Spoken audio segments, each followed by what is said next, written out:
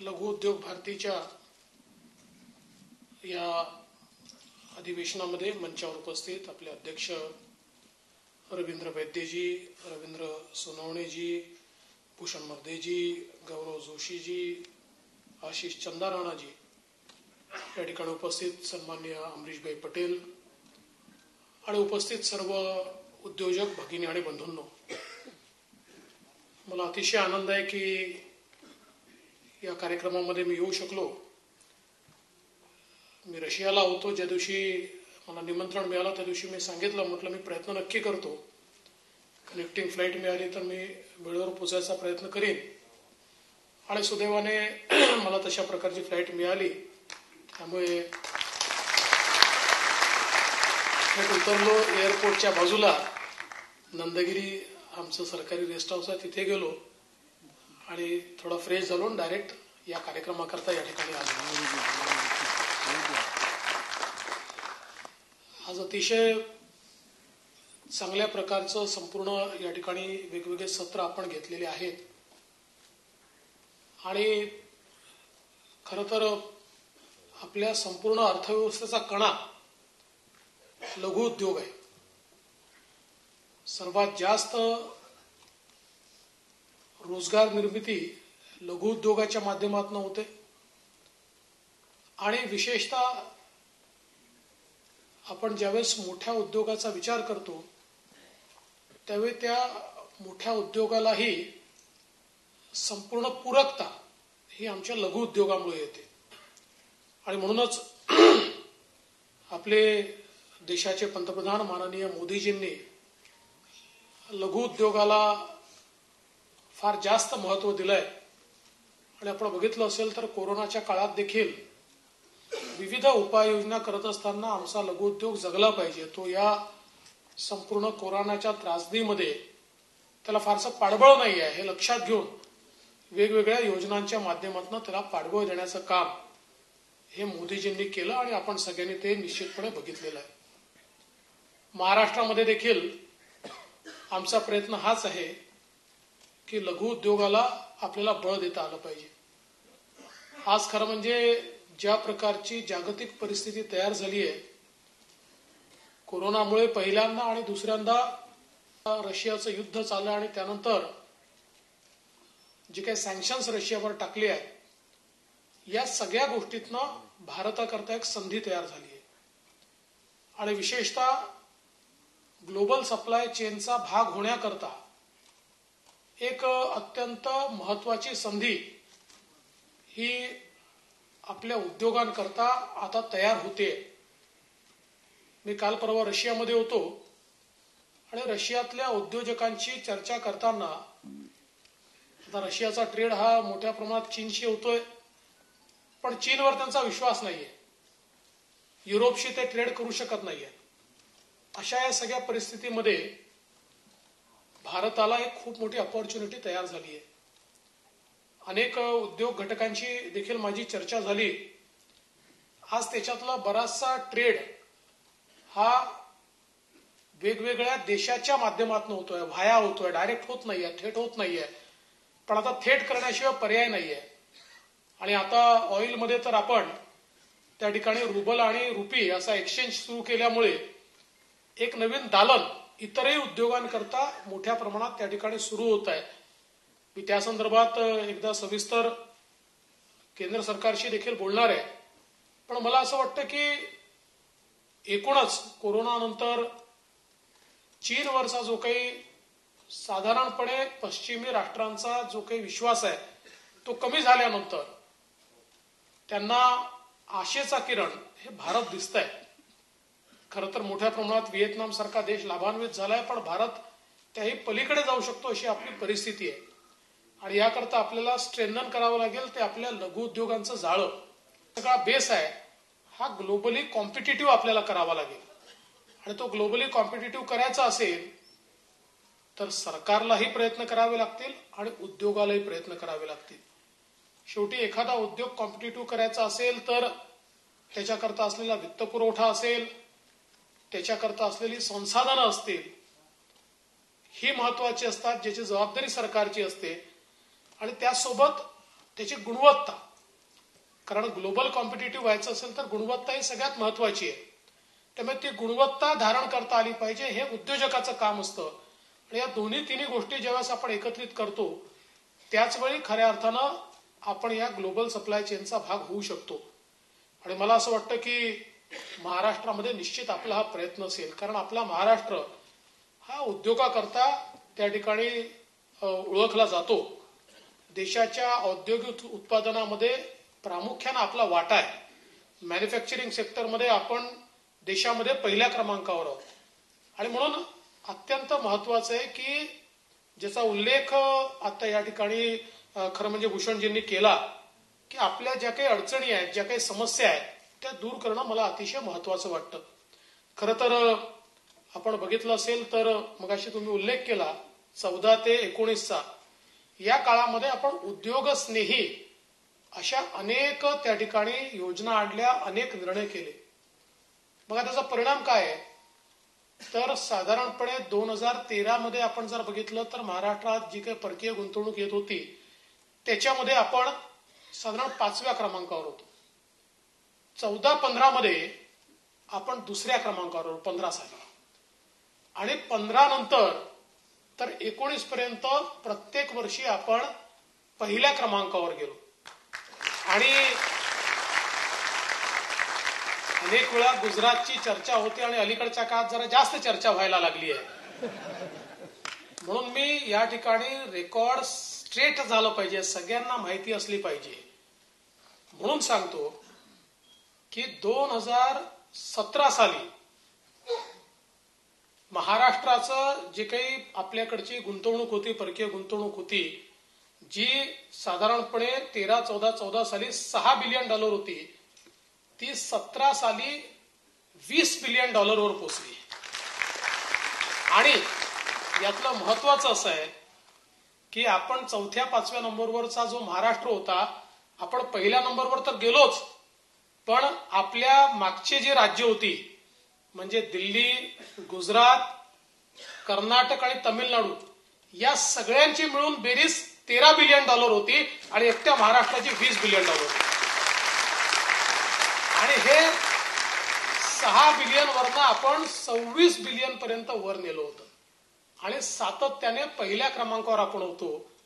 दुर्दैवाने गेल्या 2 वर्षामध्ये आपला पहिला क्रमांक घसरला आणि गुजरात पहिल्या क्रमांकावर गेला. आणि गुजरात हा 3 बिलियन वरनं 22 बिलियन वर गेला, 23 बिलियन वर गेला. आणि आम्ही 26 बिलियन वरनं 18 बिलियन वर आलो. त्यामुळे नुसते गुजरातच्या विरुद्ध भाषणं देऊन गुजरातला बीट नाही करता येत. त्याकरता तशा पॉलिसीज असाव्या लागतात.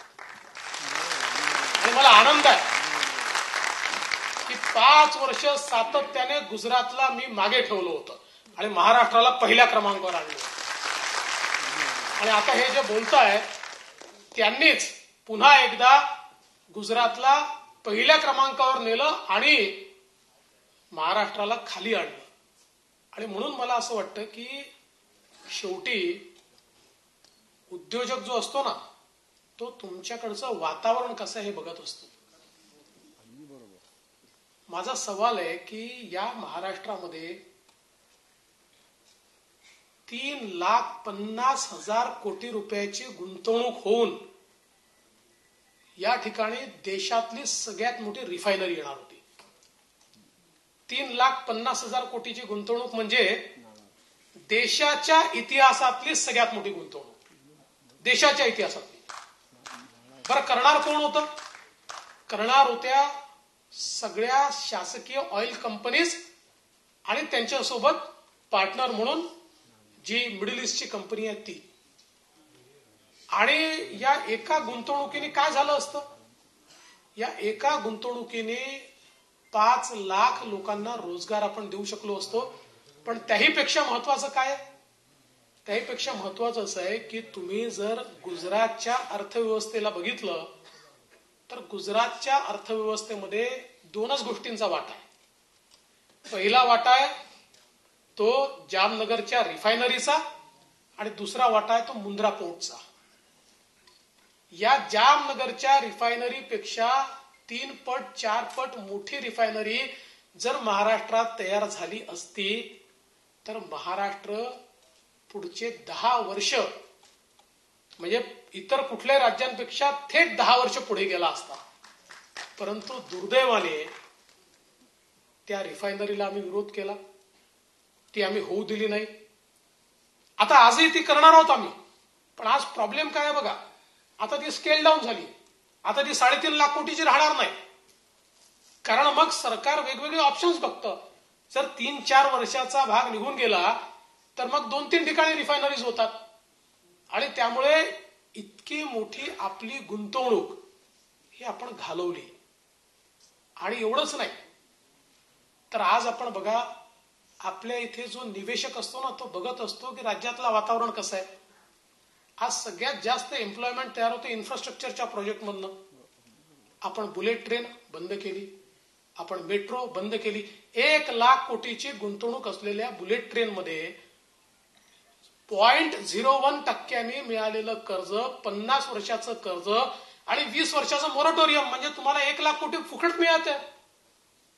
आणि त्याची गुंतवणूक तुमच्या इथं होत असताना टेक्नॉलॉजी ट्रान्सफर आहे आणि लोकल सोर्सिंग आहे, हा नियम आहे. त्यामुळे लोखंड कुठलं यूज होणार आहे, मटेरियल कुठलं यूज होणार आहे, लेबर कुठला यूज होणार आहे, पण आम्ही ते थांबवलं. 4 कोटी रुपयाची गुंतवणूक केलेली मेट्रो 3 आम्ही थांबवली, आम्ही नाही होऊ दिली. आज मुंद्रा पोर्टपेक्षा मोठा आणि जगातला सगळ्यात चांगला पोर्ट आमच्या महाराष्ट्रात आम्ही करू इच्छितो, वाढवणला. वाढवणचं जे बंदर आहे हे सगळ्यात डीप ड्राफ्ट असलेलं पोर्ट आहे. जगातलं कुठलंही जहाज त्या ठिकाणी येऊ शकतं, कुठलंही जहाज.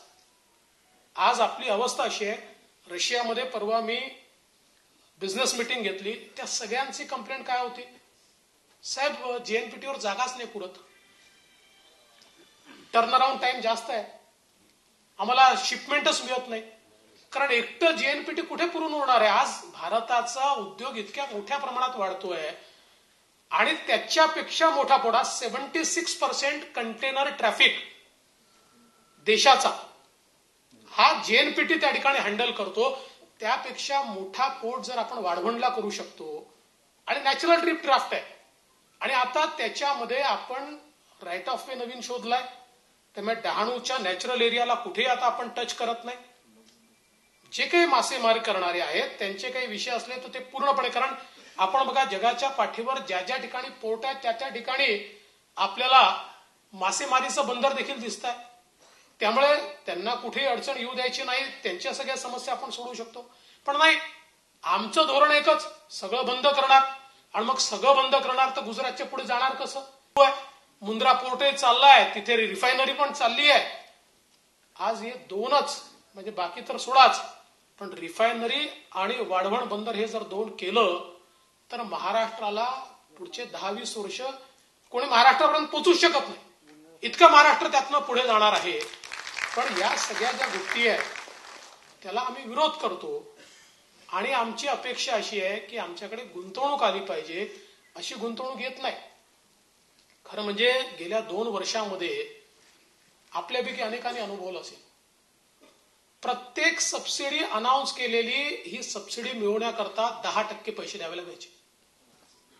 आता पॉवर सबसिडीमध्ये 10% पैसे द्यायचे, कुठला नियम काढला. म्हणजे भ्रष्टाचार म्हणजे किती भ्रष्टाचार. पॉवर सबसिडीज बंद करून टाकली, मग ती सुरू केली.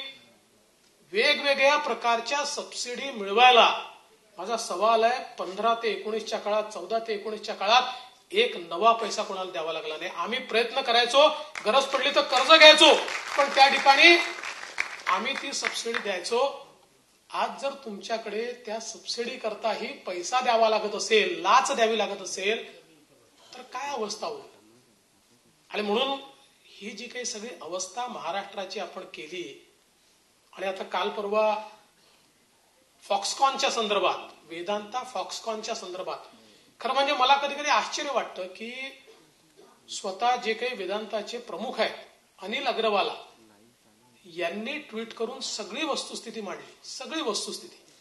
पण तरी आमच्या इथे काही लोक, आणि मी सगळे पत्रकार म्हणणार नाही, पण 3 पत्रकार आमच्याकडे आहेत, त्यांची नावं मी घेत नाही, पण ते 3 पत्रकारांची मी नाव सांगत नाही, पण ते त्यांच्या संस्थेकरता काम नाही करत, ते राजकीय नेत्यांकरता काम करतात आणि तेच नरेटिव्ह तयार करून राहिले.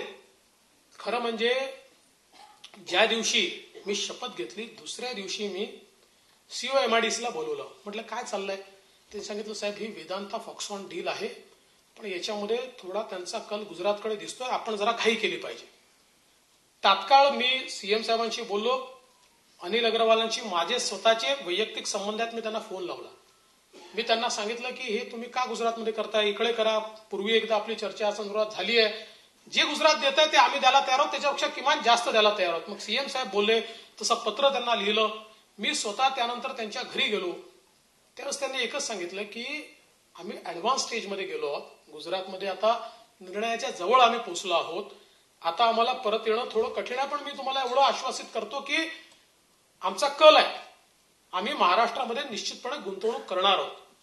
मी त्यांना आग्रह केला की तुम्ही एकदा बसा, आम्ही तुमच्याकरता टेलरमध्ये पॅकेज करतो. त्यांचे माणसं त्यांनी पाठवले, जागेवर पाठवले, त्यांना जागा दाखवली आणि जे पॅकेज त्यांना गुजरातमध्ये मिळणार होतं त्याच्याही पेक्षा चांगलं पॅकेज तयार करून त्यांना सांगितलं की तुम्ही आमच्यासोबत या ठिकाणी काम सुरू करा.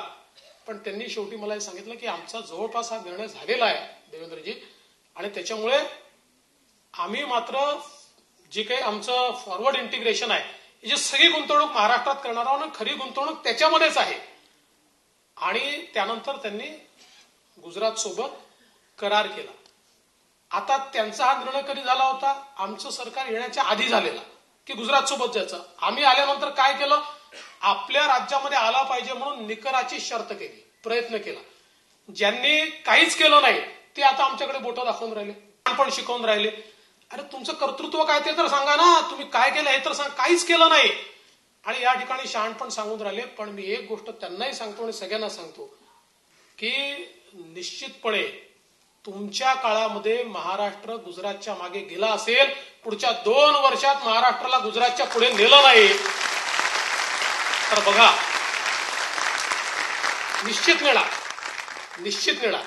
आणि ही हेल्दी कॉम्पिटिशन आहे. गुजरात काय पाकिस्तान थोडी आहे, आमचा भाऊच आहे, लहान भाऊ आहे. एकत्रच होते, एकाच दिवशी 2 वेगळे राज्य झालो होत. पण शेवटी हेल्दी कॉम्पिटिशन आहे. आम्हाला गुजरातच्या पुढे जायचं आहे, आम्हाला कर्नाटकच्या पुढे जायचं, आम्हाला सगळ्यांच्या पुढे जायचं आहे. महाराष्ट्र नंबर 1च राहायला पाहिजे, तो नंबर 2 ठेवूच शकत नाही आणि ते आम्ही करून दाखवू. आज इन्फ्रास्ट्रक्चर लेड डेव्हलपमेंट हे जे ग्रोथ मॉडेल आम्ही हातामध्ये घेतलाय, म्हणजे मला तर आश्चर्य वाटतं. आता लोकांना विश्वास नव्हता जेव्हा आम्ही म्हणायचो की आम्ही नागपूर मुंबई एक्सप्रेसवे करू.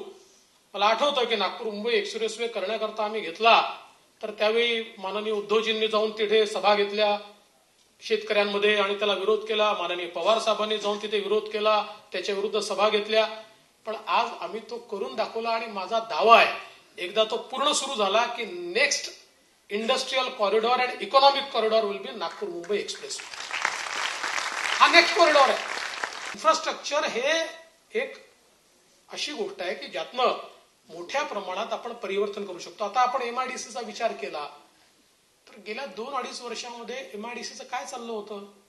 आणि मी अधिकाऱ्यांना दोष देत नाही, अधिकारी जसं सरकार वागतं तसं करतं. एमआयडीसीचं एकच काम चाललं होतं की त्यांनी आधी कोणीतरी जमिनी विकत घ्यायच्या आणि मग त्या जमिनी एमआयडीसीने एक्वायर करायच्या. हे एकच काम होतं. 5-7 दलाल होते, पाहिजे तर नावही देऊ शकतो. हे 5-7 दलाल आधी जाऊन जमिनी खरेदी करायचे आणि मग त्याच्यानंतर एमआयडीसी ती लँड एक्वायर करायची. किती जागा तुम्ही दिल्या, किती लोकांना तुम्ही जागा दिल्या आणि किती जागा डी रिझर्व्ह केल्या, हा देखील एक महत्वाचा विषय आहे. आणि डी रिझर्व्ह करताना एखाद्या लघु उद्योजकाला दिली, एखाद्या जेन्युइन उद्योजकाला दिली. मग अशा प्रकारची जर अवस्था असेल तर कशा प्रकारे आपण उद्योगाला आकृष्ट करू शकू. आणि म्हणून निश्चितपणे मी आपल्याला हे आश्वस्त करू इच्छितो की आपल्या ज्या अडचणी आहेत, मग अशी परभणीचे लोक भेटले होते, त्यांनी सांगितलं इंडस्ट्रियल एनए करण्याकरता आमच्या इथे अडचण आहे. आता तुम्ही काळजी करू नका, इंडस्ट्रियल एनएच्या संदर्भात आपण सगळे निर्णय घेतले आहेत. आणि मगाशी तुम्ही जे म्हणालात ना की ते खाली माहीत नसतं वगैरे, ते 100% माहिती असतं. पण काही दलाल असतात आणि काही अधिकाऱ्यांना पैसे खायचे असतात, ते मिळून हे होऊ देत नाही. आता अशा अधिकाऱ्यांची खैर नाही. एकदा निर्णय सरकारने घेतला आणि सरकारचा निर्णय जर अंमलात आणणार नसेल तर अशा अधिकाऱ्याला घरी बसवल्याशिवाय राहणार, थेट घरीच बसवणार. त्यामुळे आता मी परवा आमच्या महसूल विभागाच्या सचिवांना सांगितलं की तुम्ही जेवढे घेतलेले निर्णय त्याचं कंपायलेशन तयार करून कलेक्टरला पाठवा आणि त्याला सांगा तू खालपर्यंत तहसीलदार असेल, एसडीओ असेल, सगळ्यांना एकदा त्यांचा वर्ग घे की हे निर्णय झाले आहेत आणि एकाने त्या निर्णयाच्या पलीकडचा कागद मागितला की त्या क्षणी त्याला सस्पेंड करायचं, त्याला ठेवायचंच नाही त्या ठिकाणी. त्याशिवाय हे सुधारणारच नाही. त्यामुळे आता ही परिस्थिती, आणि मी तर एका दिवसात काही सुधारणार नाहीये कारण सवयी बिघडवून टाकल्या. वरपर्यंत जर जात असेल तर खाली असंच होतं. पैसे घेऊन घेऊन नेमणुका केल्या तर असंच होणार आहे. त्याच्यामुळे तुम्ही हे लक्षात ठेवा. आणि जसं परभणीवाल्यांनी सांगितलं, माझ्या सगळ्या जिल्ह्यांना विनंती आहे, तुमच्याकडच्या अडचणी तुम्ही लघुउद्योग भारतीच्या माध्यमातून मला पोहोचवा. ज्या जेन्युइन अडचणी आहे ते सोडवणारच. त्या महसुलीच्या असो, त्या इंडस्ट्रीच्या असो, त्या विजेच्या असो. कारण भारताला 5 ट्रिलियन इकॉनॉमी करायची असेल तर महाराष्ट्र 1 ट्रिलियन झाल्याशिवाय देश 5 ट्रिलियन होऊ शकतो. आणि महाराष्ट्राला 1 ट्रिलियन करायचं असेल तर सर्वांना एकत्रितपणे टीम म्हणून काम करावं लागेल. आणि जेवढे म्हणजे is of doing business not only on paper but in practice, या ठिकाणी आपल्याला हे करावं लागेल आणि ते करायची पूर्ण मानसिकता आमची आहे. खरं म्हणजे मुख्यमंत्री एकनाथराव शिंदे आणि मी, आम्ही दोघांनी बसून हा निर्णयच केला आहे. आज मोठ्या प्रमाणात इन्फ्रास्ट्रक्चरचे प्रोजेक्ट्स आम्ही हाती घेतो. मोठ्या प्रमाणात रोडची ग्रीड आम्ही तयार करणार आहोत. आणि विशेषतः जी काही पोर्ट कनेक्टिव्हिटी आहे, ही पोर्ट कनेक्टिव्हिटी जास्तीत जास्त आपल्याला कशी वाढवता येईल याचा प्रयत्न आमचा या ठिकाणी असणार आहे.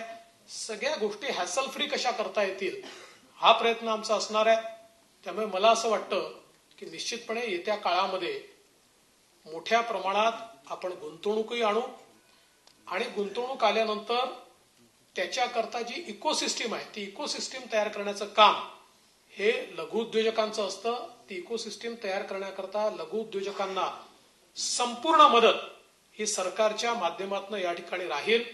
आणि त्याकरता मी लघुउद्योग भारतीला विनंती करतो की आपण त्या संदर्भात एक फॅसिलिटेटरचं काम करावं. कारण आज लघुउद्योग भारतीचा फार चांगला कनेक्ट आहे.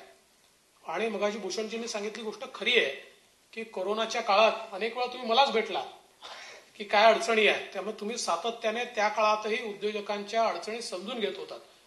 म्हणून तुम्हाला एक उद्योजकांमध्ये मान आहे, एक तुमच्याबद्दल चांगली भावना आहे आणि म्हणून तुम्ही फॅसिलिटेटरचं काम करा आणि या सगळ्या समस्या आपण या ठिकाणी सोडवू. आणि निश्चितपणे, कारण शेवटी जर लघुउद्योग योग्य प्रकारे वाढला तरच आमच्या हाताला काम मिळणार आहे. आणि मला असं वाटतं की विशेषतः आमच्या तरुणाईला या ठिकाणी मोठ्या प्रमाणात आपण काम देऊ शकू. त्या दृष्टीने आपण सगळे मिळून काम करूया. मी पुन्हा एकदा आपल्या सगळ्यांचं अतिशय मनापासून या ठिकाणी अभिनंदन करतो, आपले आभार मानतो. आपण माझं म्हणणं ऐकून घेतलं त्याबद्दल आपले आभार मानतो आणि माझे 2 शब्द संपवतो. धन्यवाद. जय हिंद, जय महाराष्ट्र.